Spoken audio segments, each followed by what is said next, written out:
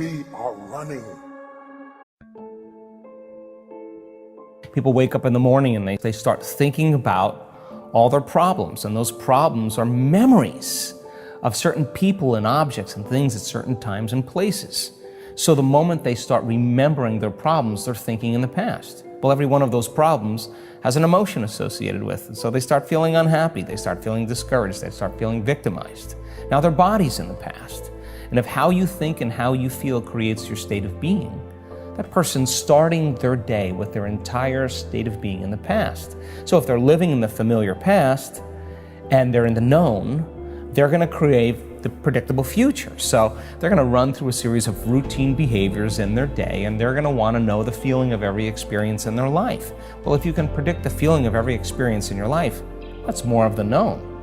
So now, the person who's now living in that future known reality, how are they going to change?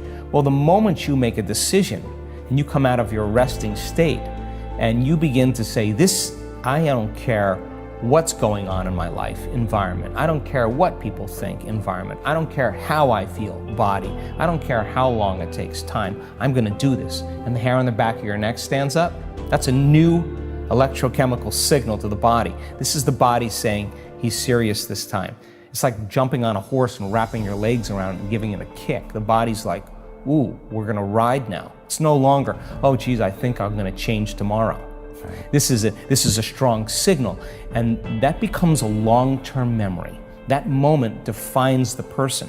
So then the stronger the emotion, if the emotion of inspiration is greater than the emotion of suffering from the past experience, the stronger the emotion they feel, the more they pay attention to the picture in their mind. We could say they're remembering their future, and they're beginning to brand that circuitry in their brain and send a new emotional signature to their body.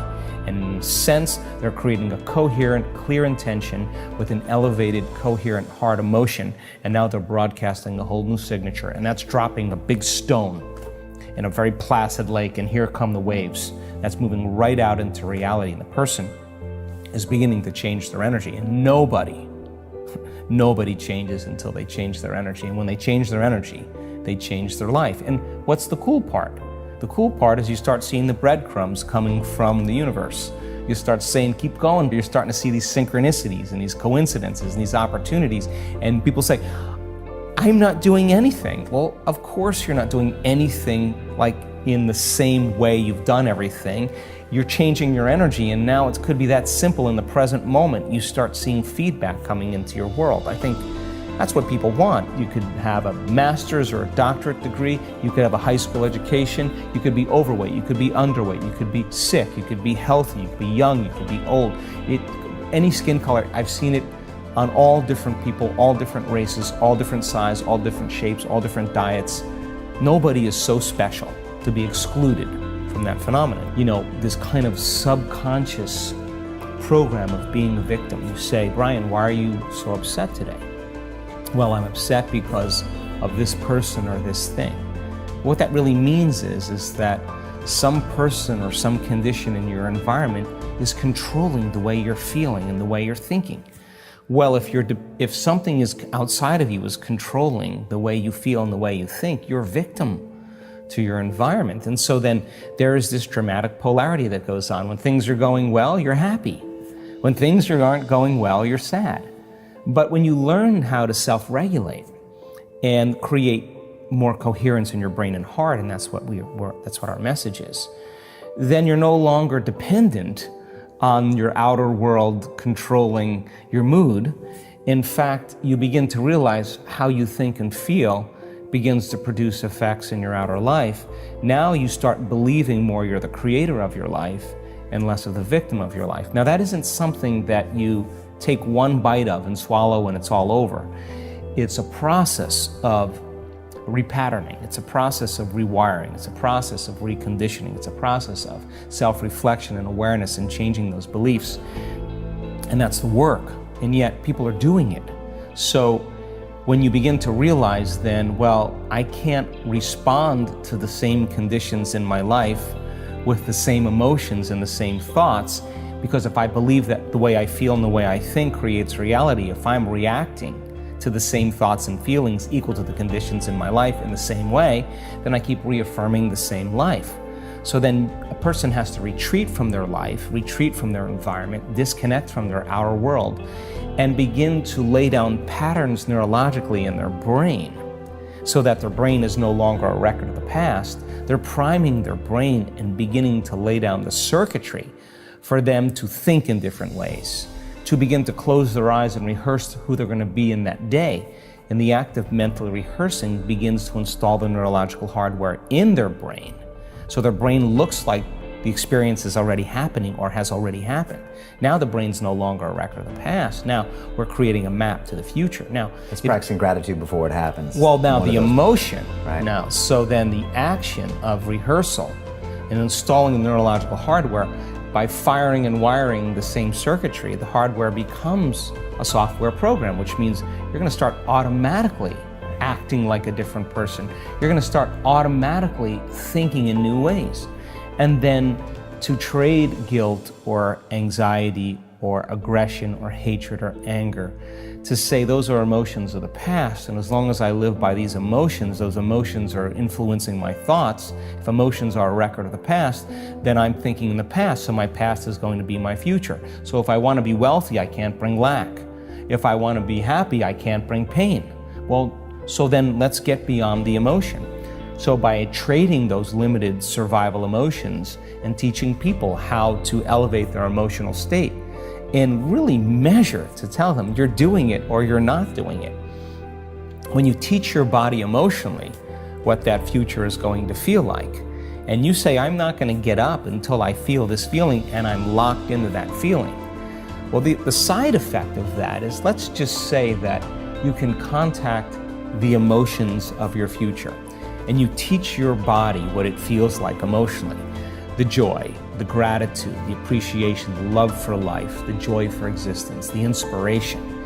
And most people do that in the beginning. They feel kind of funny, like, why am I doing this? Because they've been hypnotized and conditioned to need a reason to feel that. Right. Something outside of them has got to change how they feel inside of them. So they spend their whole life in lack and emptiness waiting for it to happen, but living in lack isn't going to create it. So you're front loading it, and that feels weird at first. At first, but if you start understanding what you're doing and why you're doing it, and the stronger the emotion you feel, the more you're going to pay attention to the picture in your mind.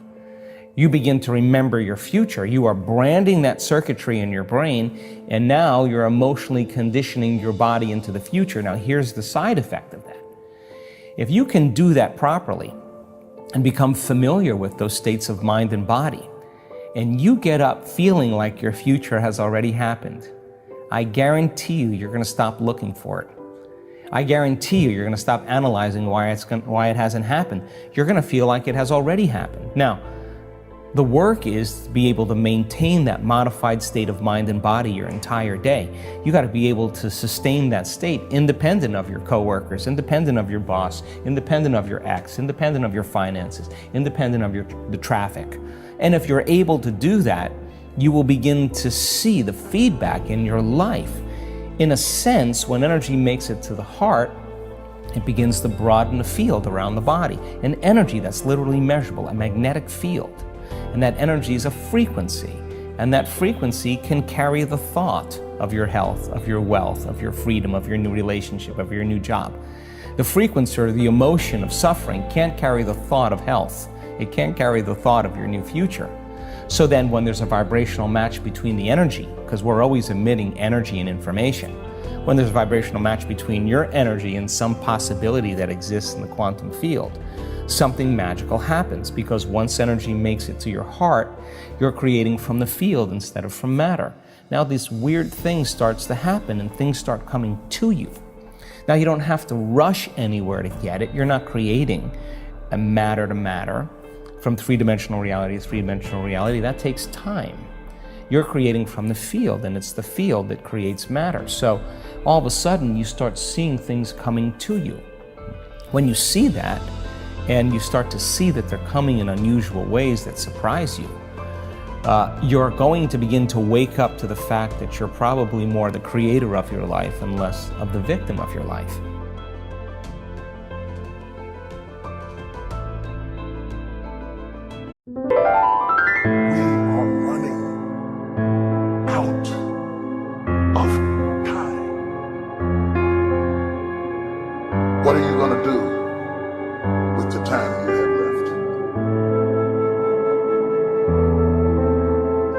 I say that if you don't reposition yourself, you could miss the best time in your life, in this season of life.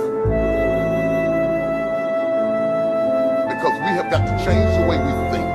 We have got to change the way we function. We have got to change the way we deal with issues. And the reason that you have to begin to reposition the way you think and the way you function and the way you feel is that we many times are stuck between the lines of limited thinking and limited people and limited ideas and limited philosophies, and there's something creative down inside of you saying, let there